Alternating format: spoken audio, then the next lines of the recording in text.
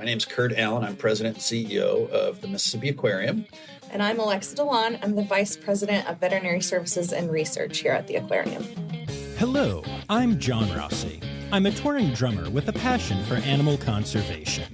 When I'm on the road, I spend as much time as possible visiting zoos, aquariums, and conservation organizations.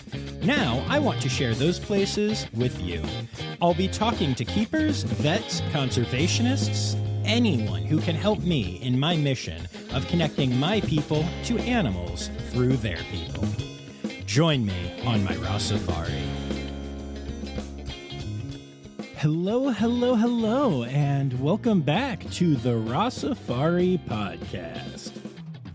All right, y'all, so this episode is, frankly, one that I owe to a friend of mine who's not in the industry, or at least not in the zoo industry, in my other industry, yes. So those of you who have been following along for a while know that I wrote and lead my own show that I tour around with from time to time called Under the Sun.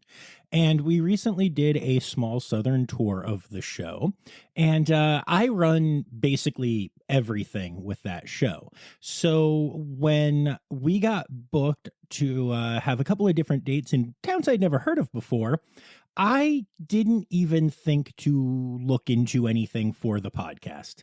I was very focused on the gigs and on leading all of that and making sure that everything would be good.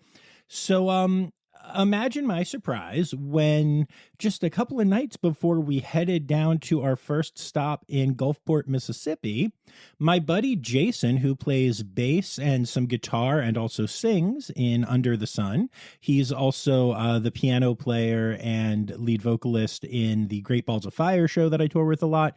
And we've also done a bunch of $1 Million Quartets together. Anyway, Jason sent me a message and was like, hey, are you going to check out this aquarium in Gulfport?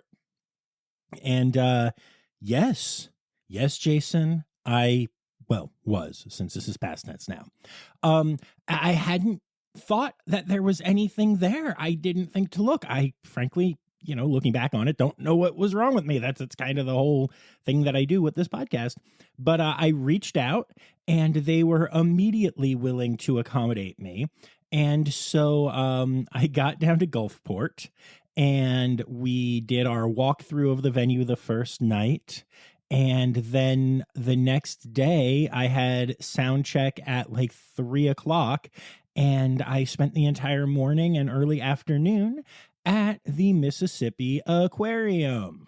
And it was a really amazing time. It's a newer facility. It's a beautiful facility.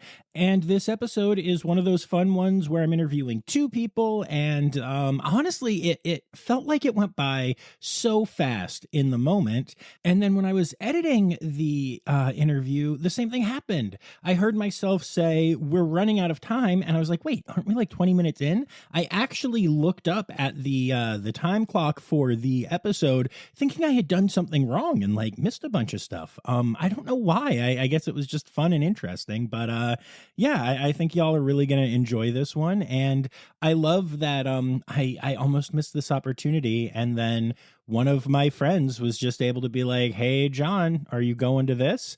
And I'm so grateful to Jason for doing that. So thanks, buddy. So before we get to the interview, a quick reminder to make sure you hit subscribe, make sure that you're following along on socials at Rossifari, on TikTok at Rossifari Pod. And hey, don't forget that you can support the podcast on Patreon for as little as $3 a month by going to patreon.com/Rossifari. You get some cool stuff when you do that, including bonus audio from some episodes, including this one. So that's exciting for my patrons, and you could become one of them too. Just saying. Also, don't forget that I am hosting a contest online right now where you can win some really cool stuff, including the Peppermint Narwhal Animal Holidays calendar for 2024. We've got a few different copies of those to send out to some winners.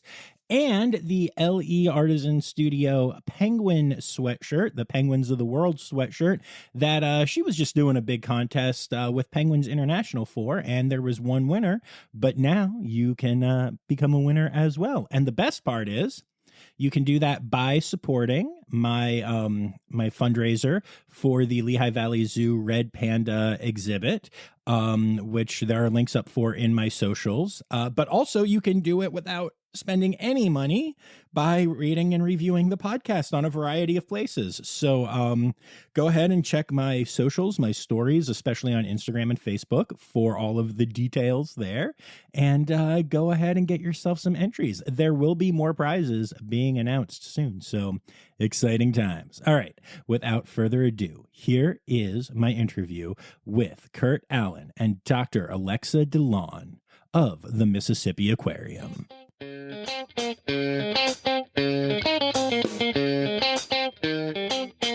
Cool. All right. And you said Delaune? Delaune. Awesome. I was having a lot of fun trying to figure out how to say that name. I was talking to my wife, Zoe, and I was like, cool, I'm going to be talking to Alexa. I'm going to be talking to their vet. Yeah, I married into that name, and my husband always says, pronounce it like Mo Delaune, like you're mowing. I love that. Yeah. Mo Delaune. That's great. My wife really debated changing her last name because, she has papers published under her maiden and everything. Same. But her last name was Vesely-Gross. Oh. And she has an umlaut over the E. So in her entire life, in the Zoe part, her name is Zoe, I forget if I said that, but she can almost never put anything in a computer properly. Yeah. It either won't take the hyphen or it won't take the umlaut. And so she was like, all right, at least I can get rid of one of these. Yeah. I'm taking your stupid name, but this isn't any patriarchal crap. Okay. But anyway, moving on. So we're here at the Mississippi Aquarium, and you mentioned that it's 3 years old. And I vaguely remember 3 years ago, and there was this slight little thing that happened, COVID, I think. Yeah. What impact did that have trying to open a new facility? Yeah, it was really interesting because construction started before COVID, and really the construction phase, we had the money, most of the money was public money. It was either federal, state, local city money. And so the money was kind of sitting in the bank. And as construction was going on and COVID hit, it was like, what do you do? Construction was deemed a necessary business. And so construction could continue. And so we had to figure out ways to continue construction to try to get open. At the same time, every business was trying to shut down and save money. And so it was this dichotomy of what we were trying to accomplish versus everybody else. And it really affected construction, trying to get retail products because nobody in China was making retail products that were getting shipped to the country. The supply chain issues because nobody was working, the ports were backed up. So it was hard to try to keep moving because subcontractors were shutting down their small businesses because they all were getting COVID. And so it took a lot of planning. And then eventually you start running out of money. And so you have to make a decision whether you're going to open or not. And as we were trying to open, we had animals on hold all across the country at other institutions, and all these other institutions are shutting down. And so how do you get your animals in? How do you get them quarantined? How do you get them acclimated? And so it was a real chore through that time, because COVID hit in February and we opened in August, and that was the worst part of it. So it was hard. Yeah, I bet. I can't even imagine. I know, my industry obviously shut down entirely. And I just can't imagine trying to open a big public, mostly indoor, although y'all do have a lot of great outdoor exhibits here, facility in the middle of a pandemic. Yeah, the outdoor really helped us, actually. And I will go back and say we were extremely fortunate to be in the state we were in. Our governor and his view of how to continue doing business was a lot different than other states. If we were in California, Monterey Bay Aquarium closed for 15 months. Right. If we were in California or New York, where they put much harsher restrictions, I honestly don't know what we would have done. But because we were in a state that looked at it differently and tried to open businesses, we were able to continue doing what we were doing. So it really goes back to some of the leadership in the state to say, all right, they came out and said, we are here to protect the lives of Mississippians, but we're also here to protect the livelihoods of Mississippians. And they knew the importance of trying to continue the economics of the state. And so we were fortunate enough to be able to do that as we did. So like I said, it was a tough time. And I forgot where I was going with that, but I mean, it was a tough time. but it was a tough time, and it was because of the regulations. Oh, and being outside, and people would say, well, how many people can you have on campus? And when you're outside and social distancing was there, you start doing calculations on, all right, we've got 6 acres and this much inside, this much outside. Oh, we can have 4,000 people on property, whatever it was. And being outside, it was, you can police yourself outside. And at the time, we were policing kind of inside. So it did help us that we weren't all in one building and trying to condense a whole lot of people. And we could let people spread out a little bit. As you saw on the campus, we're a little bit spread out with those outdoor exhibits. Yeah, it's gorgeous. By the way, I think I love zoos. I love aquariums. I love new facilities and new exhibits at both. But boy, there is something about a newer aquarium. I love all my old aquariums that I've been to. I do. But it's just, there's so much more in the construction now, and there's so much cool stuff. And this place really takes advantage of that. I can tell. The walkthrough was amazing. Yeah. The planning started back in 16 and 17, and the architects, the exhibit architects was PGAV out of St. Louis. And, they wanted to make a statement, and we're still considered in the rebuilding of Katrina. We opened on the 15th anniversary of Katrina, so that we could kind of remember the past, but really showcase how the coast has come 15 years later. And you now have a world-class aquarium in Gulfport, Mississippi, that most Mississippians never thought could happen. And we really wanted to make a statement. And I think we did that I always say we're kind of the cherry on the top of everything that's kind of transpired along the coast over the last 15 or now 18 years. But we're a showcase, and that really was the vision of the people that started the project, was let's put something first class, world class, and use that as a stimulus for economic development, and really start to get some more projects moving along the coast to continually redevelop. That's awesome. I really like that. And it brings up a great question, though. You are on the coast. What do you have to, what extra thoughts have to go into that with the fact that hurricanes happen? And I'm sure there was one or two extra considerations. Yeah. And in a little quick history, there was a marine facility here before Katrina across the street from our current location that pretty much got wiped out during the hurricane. And it was a facility that had been here for many, many years, and people along the coast grew up with it. So they grew up with seeing dolphins and sea lions and all these other things. So there was this innate feeling to bring that back. And that's kind of why the aquarium was brought back, as well as the economic stimulus and everything else. But so when we knew what the destruction was like after Hurricane Katrina, and so the design factors that we built into the facility, for instance, the property that we sit on, the Katrina floodwaters came up about 24.5 feet above sea level. Our base elevation where our buildings sit is at 25. And so we picked that elevation because that's what Katrina floodwaters were, and we wanted to go up. And it's built with the highest standards for winds. We really don't have flooding. If we have flooding issues, we don't have a lot of things that are critical mass that could get flooded out. We've got a flood wall that surrounds the facility that helps protect it. We've got massive pumps that can help pump water out of our life support systems.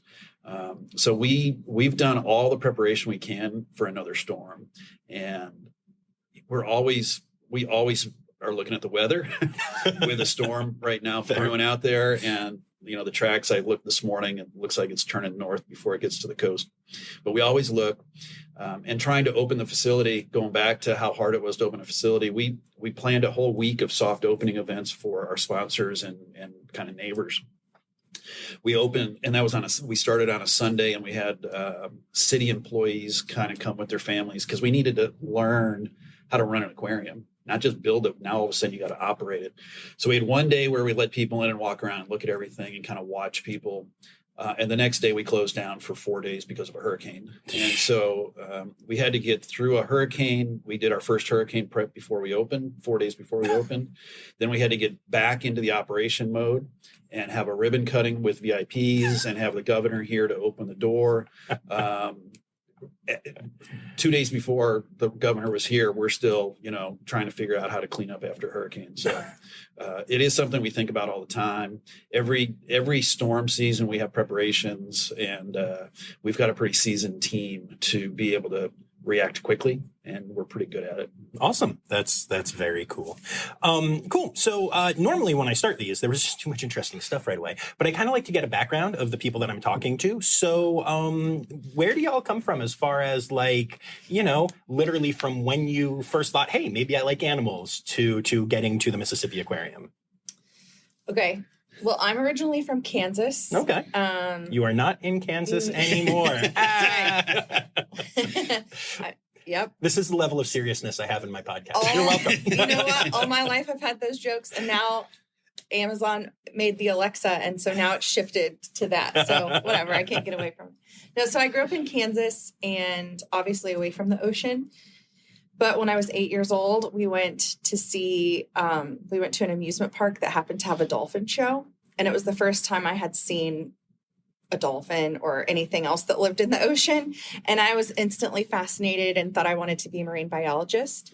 And not only did I think that, that's from the age of 8 until I was an adult, that's what my focus was. Okay. So I went to undergrad at the University of Kansas because I got a scholarship there.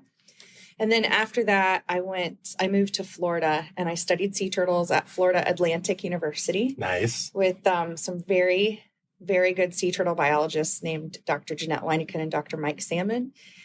And then I was very unfortunate in that my study site got destroyed by 3 hurricanes in one season. So I was studying the way juvenile sea turtles move and navigate, but the reef that they were on got wiped out. So I was about 25 years old at that time, and it's all I'd ever wanted to do. So I was pretty disappointed and trying to think of what else I could do because my research projects just kept failing for things out of my control. So I decided maybe I could apply to vet school and become an aquatic animal vet. And I was very naive because I had no idea how hard it was to get into vet school, let alone become an aquatic animal vet. But I just applied anyway. And I was in Florida, so I wanted to go to Florida because they had a good reputation for aquatics. And it was also in-state tuition. So luckily I got in. I got into the University of Florida. I graduated in 2010 with an aquatic certificate and an international certificate. And then I did a small animal rotating internship outside of Chicago to learn good, solid medicine from a lot of different specialists. That was a very challenging year, but made me a better doctor for sure. And then I got an internship at the Georgia Aquarium, which was supposed to last 1 year. And I ended up staying for 8 years and becoming the senior associate vet. Oh, wow. And then when this aquarium was opening, I got approached to see if I would be interested in heading up the vet program here. And I said yes. And a few things got delayed and I had 2 kids. And then finally it all came together and I moved down here in 2019 to start this program. Nice. Very cool. And what is the program like here?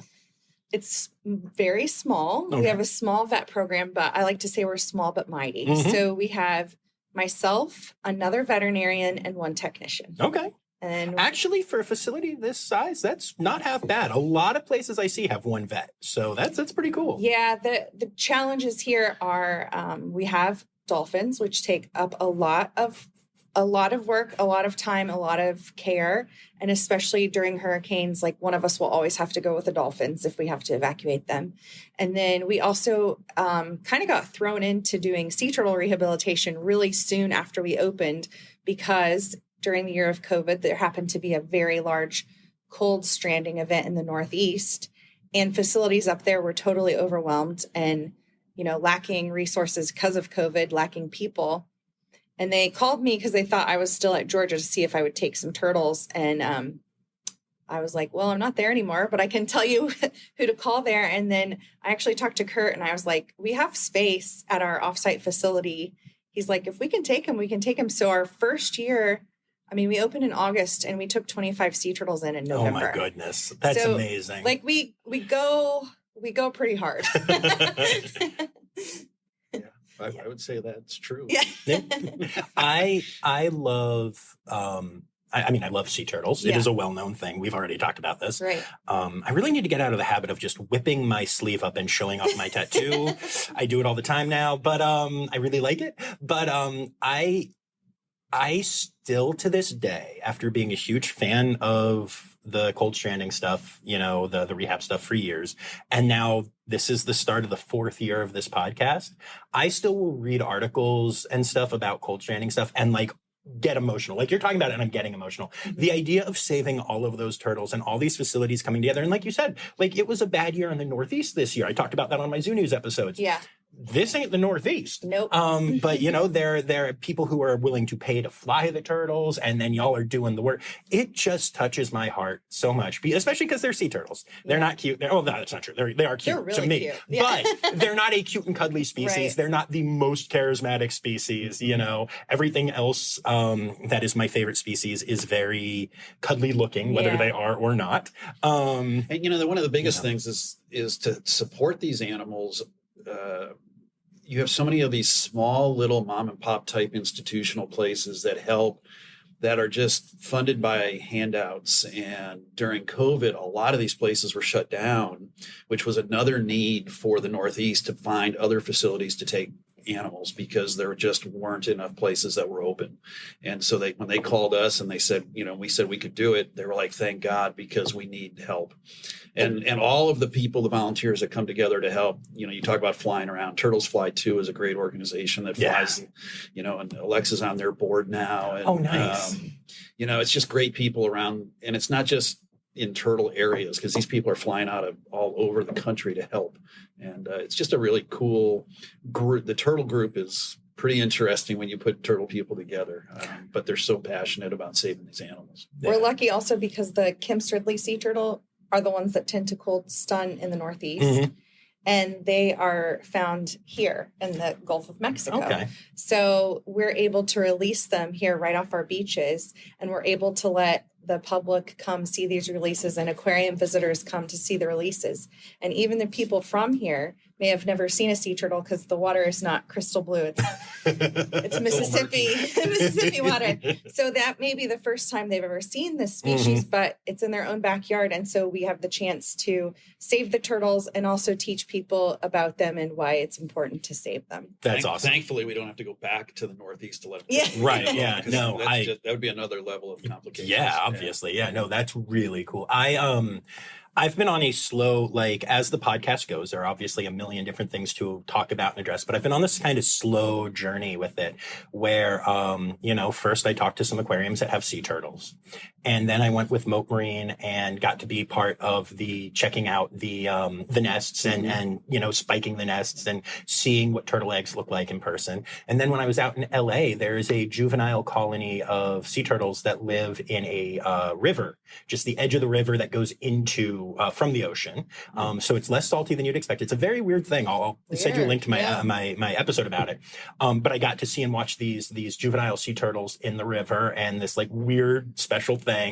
And then at some point I'm desperate to get to a release, and I would love to do it from the facility, watching it happen. I know there are permits and stuff you have to stay back, but just to share it with my guests. You can come to one of our releases. I would love to do that. Getting back to Mississippi is always, that's the part. It's always the tricky part. Yeah. They time out, but at some point it's gonna happen because I'm obsessed, and I will cry. I will absolutely anytime cry. We usually start releasing them we actually have one left, and so I don't know how long it'll be around, but it's about to be released. Oh my gosh. Well, I leave tomorrow morning. Okay, maybe not tomorrow. But then next year it will probably be around March is usually when the first one is. Well, March is my birthday, so maybe that'll be my birthday. Yeah, and it's emotional for people. We had one lady that did a release that went out the next day and got a turtle tattoo on her ankle because of how emotional it was. I believe it. Yeah. I mean, they're really special. Yeah. So awesome. Well, thank you for sharing all of your story. And I know if you haven't figured this out yet, I just run with this, so we go off on tangents. But so what is your story? My story. I grew up outside of Chicago, and my freshman year of college, I thought I was going to be an architect. And I thought, well, that's silly. So I switched and went down to Purdue University and was a hotel and restaurant degree. I went to that and got my Bachelor of Science in Hotel Restaurant Institutional Management with an emphasis on business. Started working with Hyatt Hotels in Chicago in the mid-'80s. In 89, I moved out to California, to Monterey, California, and I worked for a resort there. I was there 11 years, went to a resort on the Big Island of Hawaii for 2 years. Went through 9/11 in the Big Island of Hawaii, which was difficult time. Being in the hotel and resort world in the islands, it was a lot different than if you were in that business on the mainland. Businesses could get back up and running because people could drive to your resort if you were in California or Florida or wherever. But in Hawaii, everybody has to fly in, and nobody was flying after 9/11. It took a long time for people to get comfortable flying again. And so we went through some hard times in Hawaii. And I saw an ad in the newspaper to be the general manager of a place called Dolphin Quest on the Big Island. I knew nothing about dolphins, but I wanted to move my career into a point where I could run a business for myself. And this was an opportunity. So I kind of knew what they did. You know, they did some swimming with dolphins, but I really didn't know what they did. And so I went and did the interview, made a fool out of myself, but eventually talked my way into the job. And what I really learned was they had continually kind of had different people running the facility. A lot of animal people kind of got brought up, and they really needed somebody to focus on the business. And I knew the hotel business because I had worked in the hotel business for so long. So I knew how to interact with a hotel, and then I could learn the business. And so having a dolphin program in Hawaii, we did about 150 swims a day with the dolphins at the Hilton Waikoloa Village. And when I broke down the business, because my friends were like, "You're crazy. Like, you were working at the best resorts in the world and now you're doing this." I said, "Well, if I fail, I can always get a job in the hotel business because I'm good at it. There's millions of hotel jobs, but this may carve me into something else." 150 swims a day is no different than a 150 room hotel. It's a perishable product that you have to sell today that you can't sell tomorrow for today. And so I knew who's going to swim with dolphins. Tourists in Hawaii, well, they stay in hotels. So I kind of knew the business of trying to sell a perishable product to tourists in Hawaii. And from there, you just evolve on your business skills and kind of learn the entire business. And did that for 3 years. And my wife got pregnant. We decided we weren't going to raise our kids in the islands. We were going to come back to closer to family. So we moved to Chicago, and I did consulting for a hotel. I got recruited out to California for 2 hotels there. And then the dolphin people called me back, pulled me back in. I feel like the Godfathers. They pulled me back in. But I ran a facility in Florida called Marineland, just south of St. Augustine, for about 9 years. And during that time, it was bought by Georgia Aquarium. And the first CEO for Mississippi Aquarium, and who did a lot of the consulting before construction, was the ex-CEO of Georgia Aquarium. So he called me and said, "Hey, do you want to help on this project?" And I said, "Sure." And so I came over and as COO, and then halfway through construction, I took over as CEO. So hotels, aquatics, when I look at it all as business, it's all hospitality. And, how do you drive top line revenue, control your expenses? So I'm kind of the business guy. I don't have an animal background, but I will say being in the industry, I'm very curious and I ask a ton of questions, and I've learned more in this industry than any time in my entire life. And the doc over here calls me another vet tech because I'm willing to get my hands dirty and do whatever it takes to help the animals. And, so it's been a fun ride. That's really cool. I think I have been figuring out what my world looks like in this world, because like when I started the podcast, it was a pandemic project, and like I wanted it to be cool and I wanted it to be successful, and I don't know, I didn't expect it to become what it has become. And now as I've become more passionate about it, I'm trying to figure out, do I even step away from my primary career of drumming and do more in the conservation world and the I think storytelling is an important part of it. Mm-hmm.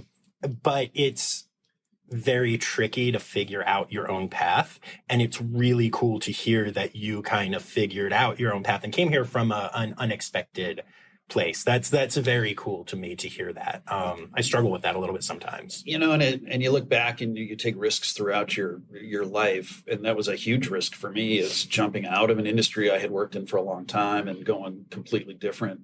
And you never know what you're going to find. And, within 9 months of being at Dolphin Quest in Hawaii, I was in Washington, D.C., walking the halls of the Senate building, talking to senators about policies to protect our industry, protect animals, and do a lot of different things. And, those are things I never would have done if I stayed on the hotel side of things. And so it really did open my eyes to a whole new world and experiences. And, sometimes you got to take that risk. You got to look at what happens if it doesn't work out? And I was pretty comfortable that I could work it out. So I took it, and I'm happy I did, and I've bounced back and forth between two different types of careers, but it's been a fun one. That's awesome. And I guess it's important for us all to kind of remember that, like, I feel like we do such a good job of defining ourselves, like, with words, very specific words. And you don't really have to. Like, were you a hotel manager?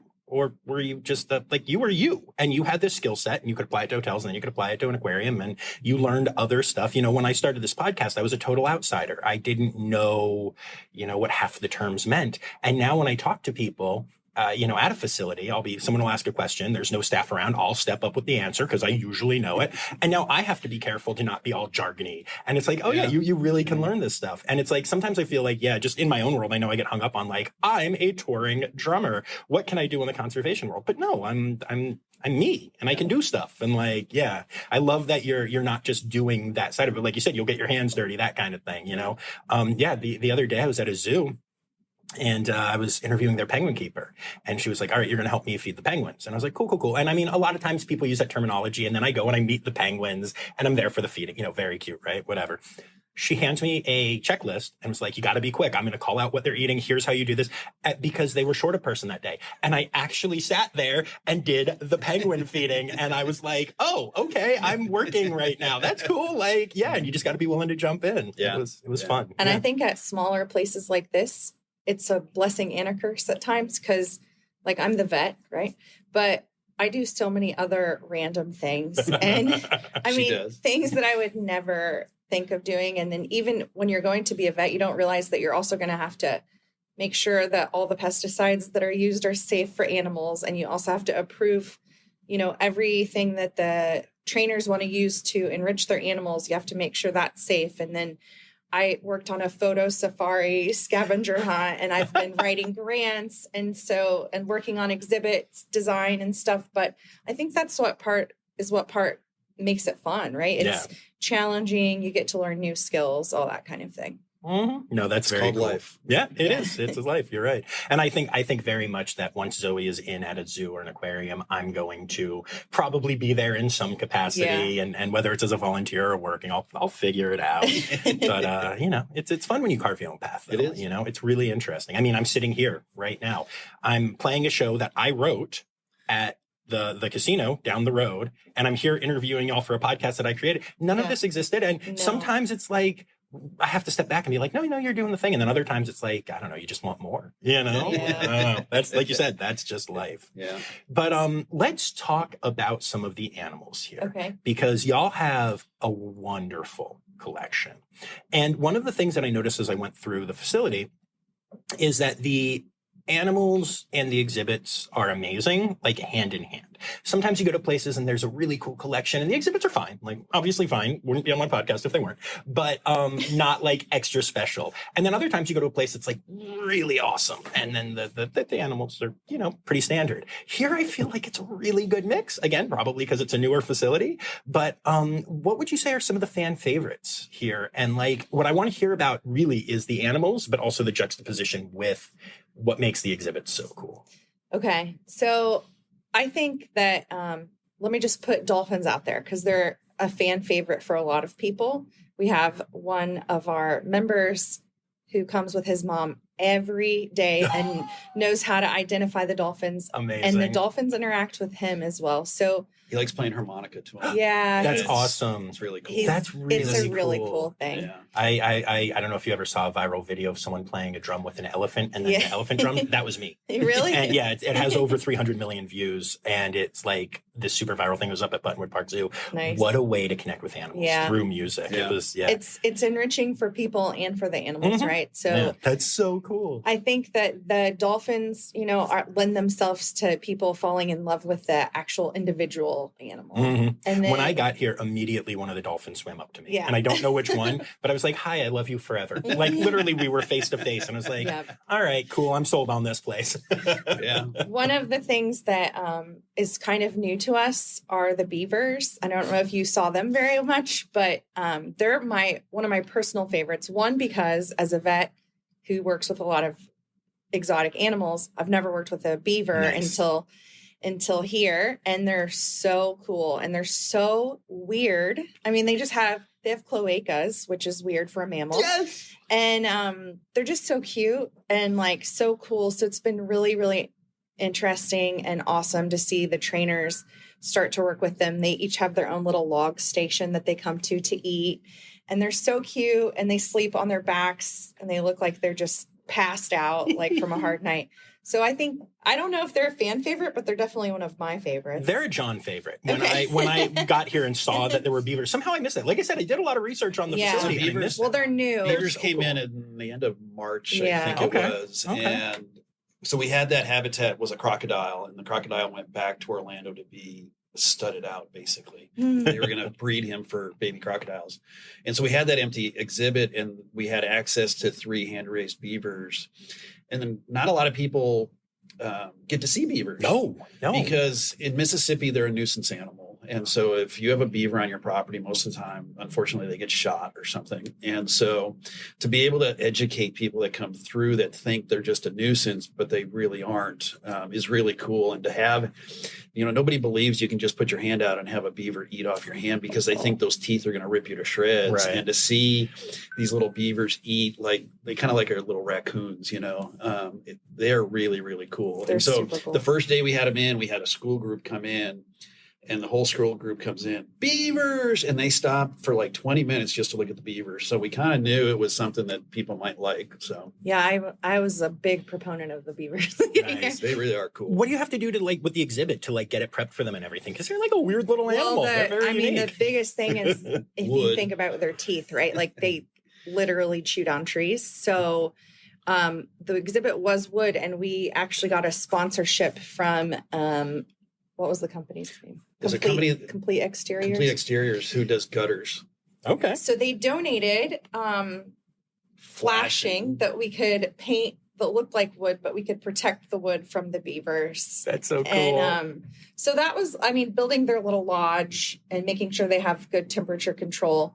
And then wood proofing basically was like the big. The rest of it was kind of challenge. in place. It was kind of an easy transition. Nice. Yeah, because the pool of water was already there for the crocodile and things. Yeah. So it was relatively easy, but it was wood protection. That's really funny.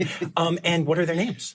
We have Elvis, King, and BB. Yes, I love it so much. Yeah, so the Beaver Brothers, they are the Beaver Brothers, and we really wanted to go back to the roots of music in Mississippi and really tie it back because we are the state's aquarium. And so, anytime we can tie back to the roots of our state, we want to. And so Elvis, BB, and King are the Beaver Brothers. Yes, I love that so Live much. and on stage. Love it so much. The music that I tour the most is rockabilly. Tonight I will be playing Elvis music when I'm at, my show has Elvis, as part of it. Awesome. So That's yeah.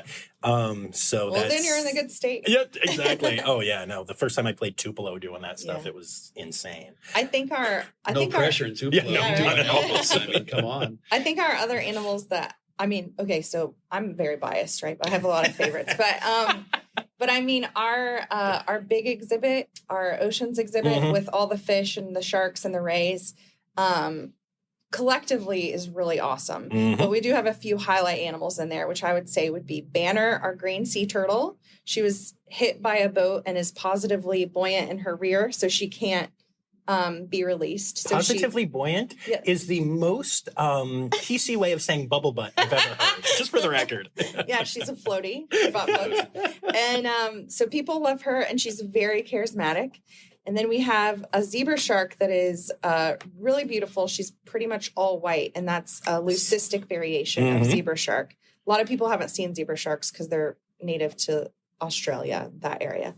And then personal favorite, I got a shout out for the stingrays. They're so cute, especially our little spotted eagle ray that's new to us, and all the rays in the little touch pool. But I think a lot of people really like seeing those rays up close and the sharks up close. And I have a lot of questions about how the sharks don't eat the other fish and things like that. Right.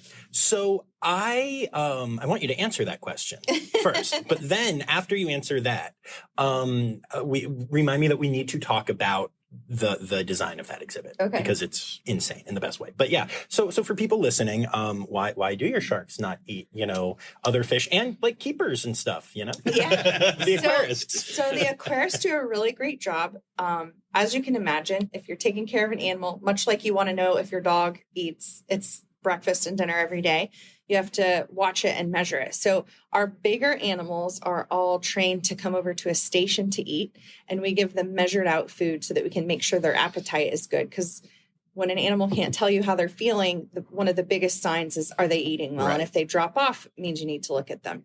So they're fed very well. They're fed like their body. We do calculations based on their body weight and kind of what kind of animal they are. So they should be satiated or full most of the time. Now, there are still wild animals, right? So I'm not going to say that no little fish ever get taken out, but we minimize it by making sure that they're well fed and station trained. Yeah, makes sense. Every diet for those types of fish is run through a nutritionist as well to make sure that we're feeding proper diets and nutrition. So it's pretty cool. Nice. Very cool.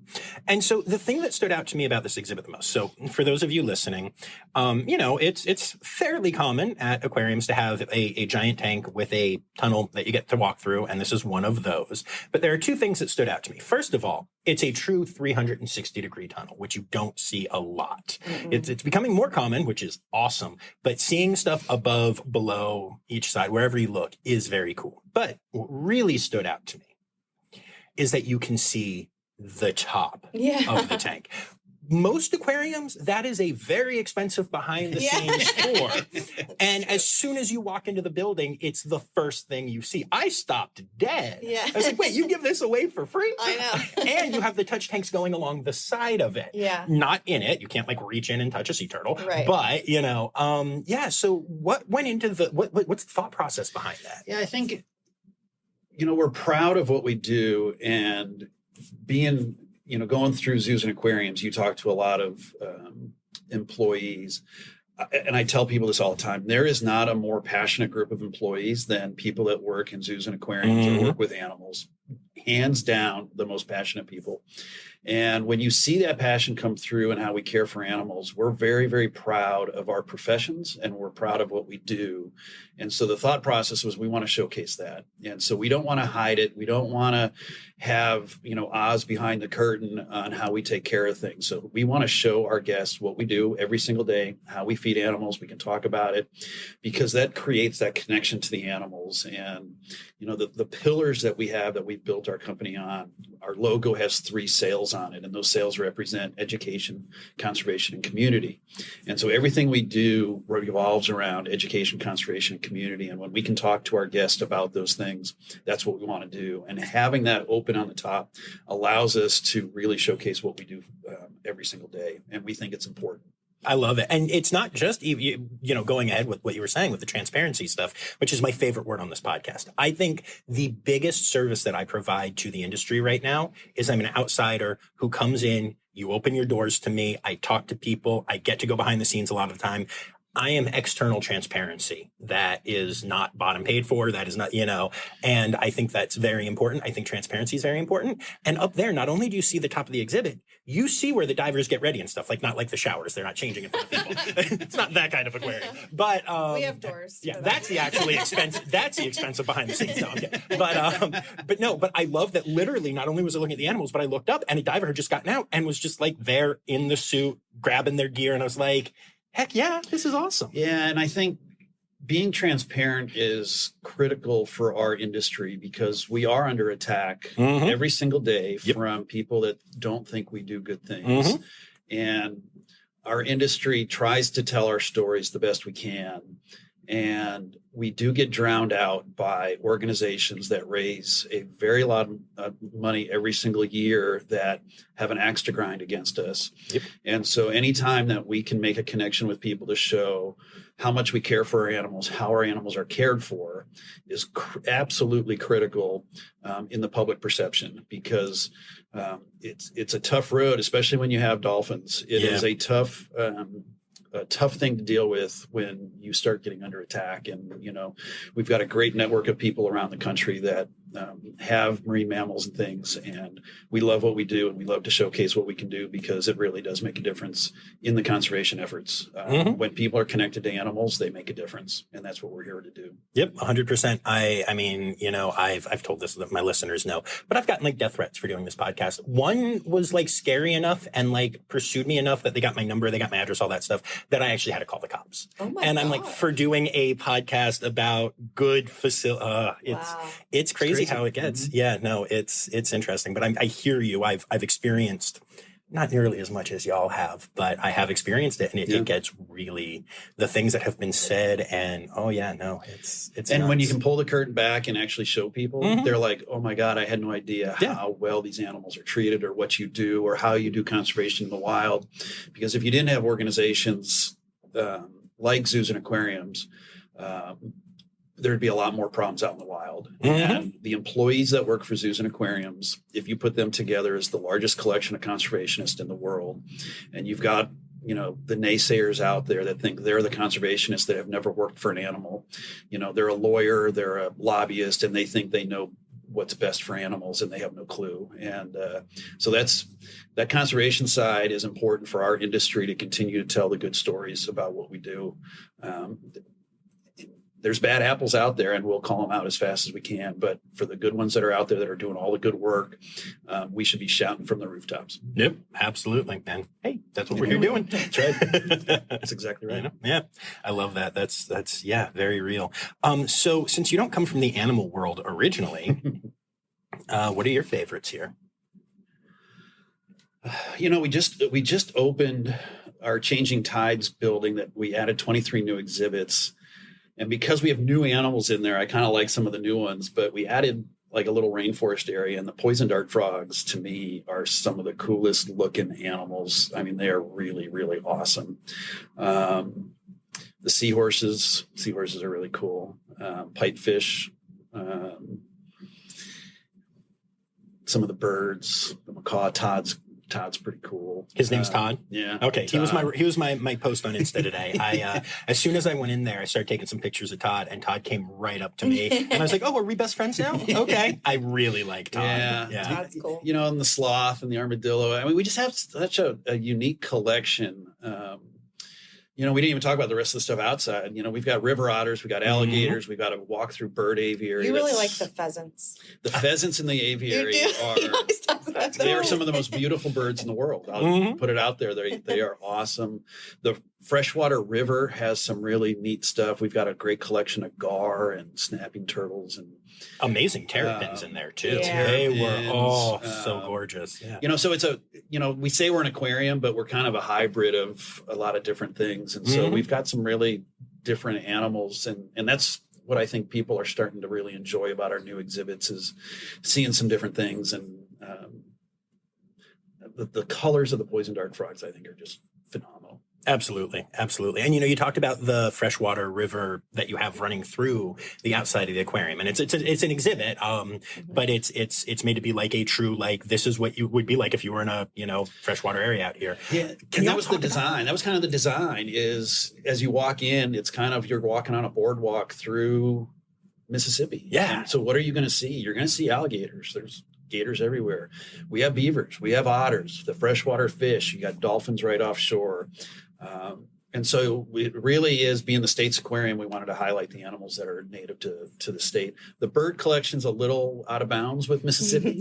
You don't see some of these birds. The Chinese pheasants don't show up in Mississippi on a migration pattern, but birds, we wanted to showcase really neat birds, colors and shapes and things. And so that's what, we went out to do multi-species and things, but we really wanted to showcase, and our tagline when we first opened was from brown to blue and beyond. And so we talk a little bit about the brown waters of Mississippi that turn to blue and beyond. And so that was kind of the theming of how we came up with what animals were coming in and part of the design. I like that a lot. From brown to blue and beyond. And it's hard to make people it's hard to satisfy everyone, obviously, so that our guests, many of them want to see more native animals to Mississippi.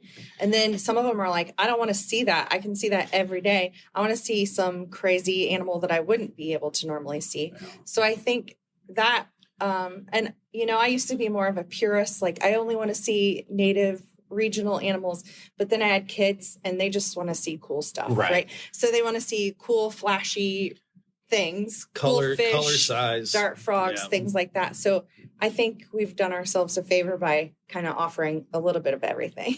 No, absolutely. Yeah. That's very cool. Yeah. We are running towards the end of our time here. And so I absolutely have to ask about, it's my job as a John Rossi to ask you about the sea turtles. We already talked about one a little bit, but I know you have, 3 here?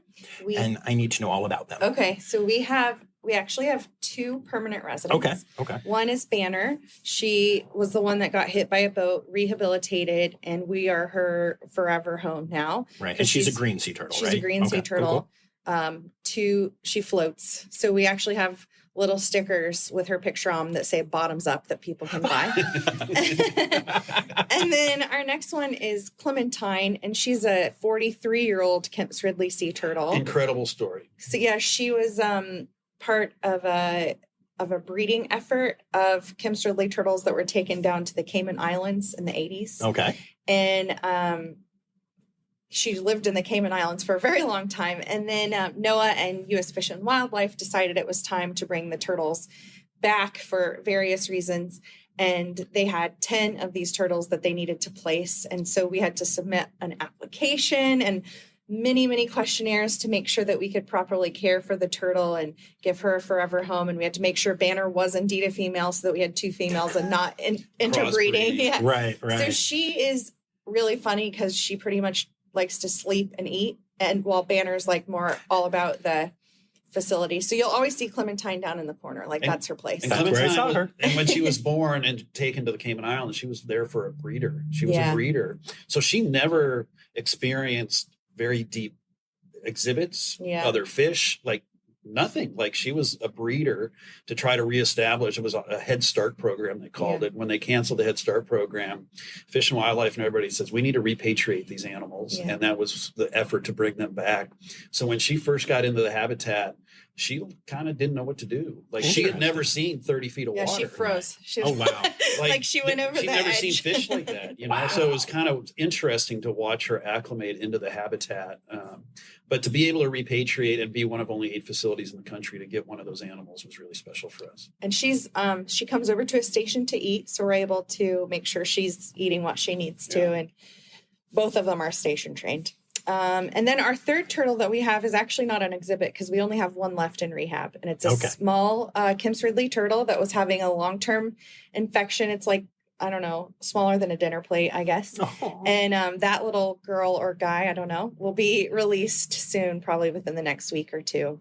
Do you ever name when you get the cold stunned or anything? You have your patient names? What? So we should. And maybe next season we will, because right now we just use numbers. Okay. If we have so many, but I think we'll work on something like that. It's hard to come up with 50 names and try to keep them straight. Yeah, no, I get that. But I think especially for longer term patients and stuff. We'll work on that. Because we had Fog and Typhoon. Fog and Typhoon were long-term care ones. They were transferred from New England Aquarium to us because they needed some space and they needed someone to care for them. But they're released now. So currently we only have 2 permanent residents and 1 almost ready to leave, just in time for more rehab. And that rehabber's been here for a year. Yeah. Very, very cool. Yeah. And then let's talk conservation for a little bit. So y'all do conservation work here. What kind of conservation stuff do you have going on? So the sea turtles, we've already talked about them. A big one. The vet staff is involved in numerous different organizations. I'm involved in the AZA Safe Shark and Ray. Oh, nice. Very cool. Very cool. Thing. I serve as a co-leader for the Blood Project. So Jill Arnold and I are compiling blood samples from all of the sharks and rays that we have in zoos and aquariums, but also wild. And we're going to make reference values so that researchers and veterinarians can understand what's normal and abnormal. So that's a really big conservation effort. That's huge. And then our associate vet, Dr. Sean Perry, is involved in a lot of turtle conservation. Like in Madagascar, there was a massive confiscation of tortoises a few years ago. Yes, I remember. He's part of that project. So he goes down there and checks them out and makes sure they're healthy. That's like kind of separate. I mean, the two of us do a lot of extras. Right. I mean, a lot of people in the industry do because you're passionate. Our little pet projects. Yeah. And then we have recently, sharks and rays are actually my favorite passion. Like those are the things that really excite me. And we've been working on a lot of little projects because as a startup facility, we don't have a lot of money to put toward research. So we're kind of meshing it all together to do some shark research. And then our most recent thing, which we're really excited to be involved in, is we're going to start working on propagating deep water coral for restoration efforts in the Gulf of Mexico. Nice. Very cool. So we're really, really excited that we're in the very infancy of that, but we could probably do like a whole podcast on that, honestly. Partnering with NOAA on that, and it's going to be a really neat project. Well, it's NOAA, USGS, it's everybody. It's National Marine Sanctuaries. Like it's really big project. That's very cool. Coral is so important. Yeah. And I'll do a little shout out to the doc too, because there's no case that we look at that we don't shy away from. And when we first opened, we had a shark that had basically scoliosis, and we did spinal surgery on a shark that had never been done before. Wow. We brought human surgeons in to help us, spinal surgeons. We put plates on a spine of a sand tiger shark, and actually we did it twice, and nobody had ever even considered doing it. You know, a lot of places won't go that extra mile because it's maybe just a fish or this or that, and sometimes it just gets euthanized. But we want to advance veterinary medicine. We want to help, and so we took the chance of putting a shark under anesthesia. The second time was almost 3 hours, and cutting it open, getting to the spine, putting screws in to hold plates. Nobody would ever think you could do that, and we did it successfully. And so, you know, kudos to the doc here for putting a team together to do it. And then we had lymphoma in a Kauno's ray, and we did chemotherapy on a Kauno's ray that had never been done before. So we're consulting with human doctors and oncologists. So it's those types of things that we kind of dig into because we're passionate about the animals. And again, we want to advance veterinary medicine and figure out how to help. You know, and in a little small way, as a small little aquarium that's just brand new, we've done a lot of remarkable things, and it's a testament to our crew that we have here. Yeah, and we collaborate with people as much as possible because we feel like we're better together, you know, and we have a lot of connections from previous jobs or previous training programs or whatever. And it's really, really important to us to make sure that we work with our colleagues for the betterment of all the animals and the advancement of veterinary medicine. That's awesome. If people want to help support your efforts, what can they do? Yeah, you can visit our website, msaquarium.org. msaquarium.org. And you can actually buy stickers of the shark that he was talking about. Her name was Stella. We made a little cartoon. So it's a really cute little sticker, and proceeds will go to our conservation and research. And same with the banner sticker, that's also on there. Or you can just, you know, if you win the lottery and want to massively donate to us, we'll definitely take it. But you can adopt an animal. You can do, you know, on the website, you can just donate. Yeah. You know, the sea turtle effort that we do every year, you know, we've been open 3 years. We've done about 130 sea turtle rehabs, and all of those take time, money, effort. And so any kind of support that people can give us, it's always welcome. And you guys don't charge the turtles for the... You know what? They get a lot of free health care. A lot of really good health care. That's right. That's awesome. And now it is time. It's time now, don't you know? We've come to the end of the show. But there's one tale left to go. You're gonna laugh and say, oh no. It's time for the Rossifari poop story. Oh gosh, okay. Did you say you want it to be about poop or not? Just whatever your grossest story is, really. My grossest story. When I was a vet student, this is kind of gross and cool. We were on our farms rotation. So we had to go out to, you know, farms as you call it. And we had to palpate cows, which that involves sticking your entire arm up a cow's rear end. And first you have to evacuate a lot of the poop so that you can actually feel what you're trying to feel.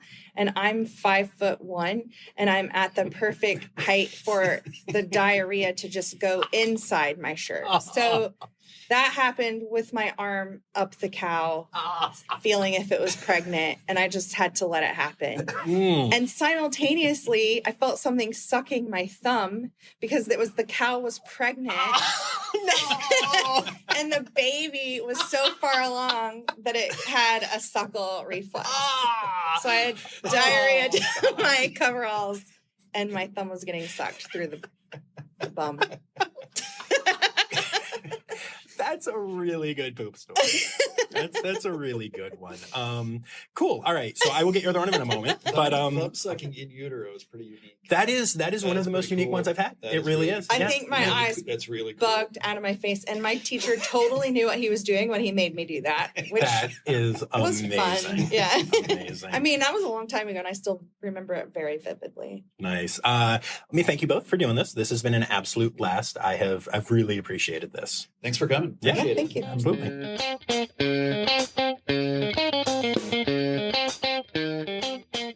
Oh, that was such a good day. I had such a good time. And then I went to my sound check, and it was crazy, and there were all kinds of issues. And the whole time, all I could think was, wow, I wish I was back at the aquarium. But the show went marvelously, as it does. But I have to admit, my favorite part of the whole day was my time spent at the Mississippi Aquarium. So yeah, I'm grateful for the whole team there, and everyone was so welcoming and so awesome. And it was just a really good time. So I'm also grateful to y'all for listening, and to my patrons, especially my Red Panda level patrons, including Dr. Larshank, Dr. Stephen Williamson, and Barbara Bennett. And those three awesome people, as well as all of my other patrons, are going to be hearing a bonus little story from this interview right after they're done listening to this episode. You can too. So don't forget to hit up patreon.com/Rossifari. And don't forget about the contest. I'm going to keep plugging the contest because it's a good contest. Cool prizes. And also, like I said, we can help Red Pandas come to a new facility, which is absolutely incredible. So yay for all of that. And I will be talking to y'all on Friday for Zoo News. But until then, remember, the word credits backwards is Steiderk. The Rossifari podcast is produced, hosted, and engineered by John Rossi. Editing and fact-checking by John and Dr. Zoe Rossi. Our theme song is Sevens by Nathan Burke, performed by Nathan and John. Interrupting John theme and additional voices by Taylor Isaac Gray. You can reach John directly on Instagram and Facebook at Rossifari, or by email at rossifaripod@gmail.com. Rossifari is part of the Daydreamer Media Network. Now, stop listening to me and go visit a zoo.